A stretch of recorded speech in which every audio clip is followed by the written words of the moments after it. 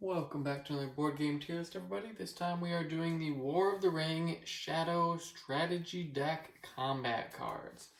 So if you watched my last video, we focus on the bottom of these cards, the effect that you would get when you're participating in a battle and you get to play a card. Not the top of these cards. Those are what you would do normally on your turn when you would just play a card, essentially. S is best, F is worst. Let's get to it. So some of these, I actually didn't know this, but I think some of these are actually the same in the character deck as the strategy deck, which is interesting to me. All right, so the first one, Devilry of Orthanc. Play if Isengard army is in a battle and the defending army is in a stronghold. Add 1 to all dice on your combat roll. I think this is one that we had last time. Hopefully I put it the same place I did last time. We'll put this in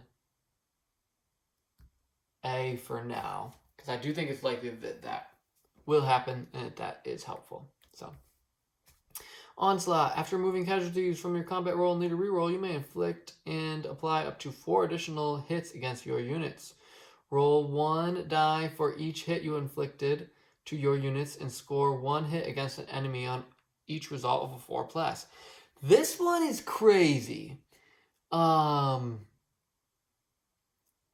I actually like it. I think that there are times when this is the right move. There's a couple, I think if there's 3 or more people that your opponent has left, you don't play this card, I would think. But if there are 2 or 1 unit left that you need to destroy, I think this is a great card to use. So I actually really like this. I'm going to put this one in A as well, because it can be a little bit situational, but I also think it's just really good. So, Relentless Assault. Now, this is a good card. This one does 5 damage to a minion, and then it gains Overkill.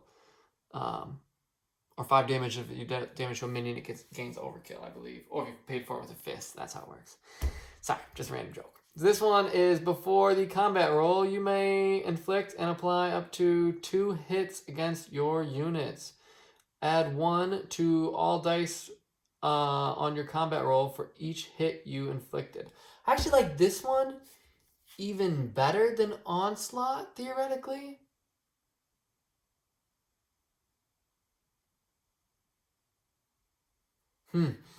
I think I'm just going to leave this one in A as well, though. I don't know that I would put it all the way in S. Maybe I'll change my mind, though. We'll see. All right. Mumakil. Play if the Southron Easterling elite unit is in the battle. Add 1 to all dice on your combat roll. If after the leader reroll you scored more hits than your opponent, including blah, blah, blah, blah, blah, score 1 additional hit. This one, I think...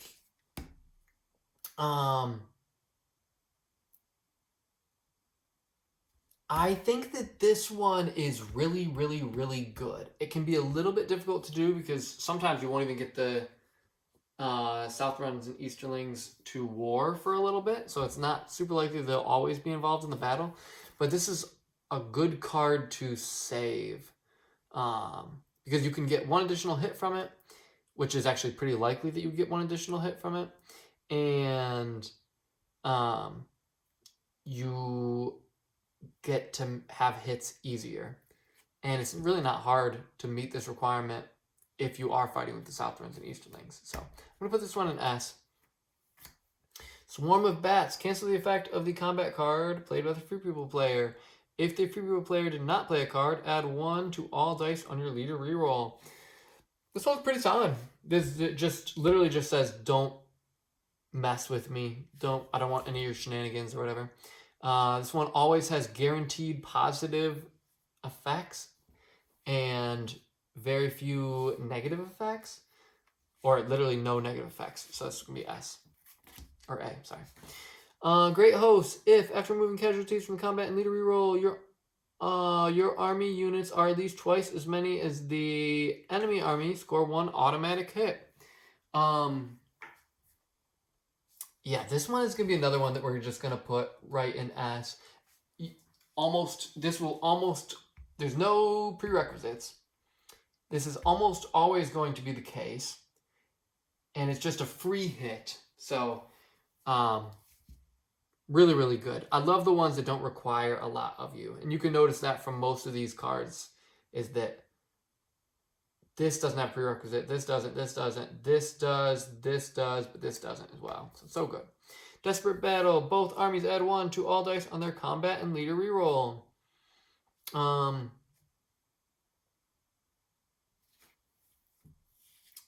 Yeah, so I think we're just going to spread out A. I think this is good as well.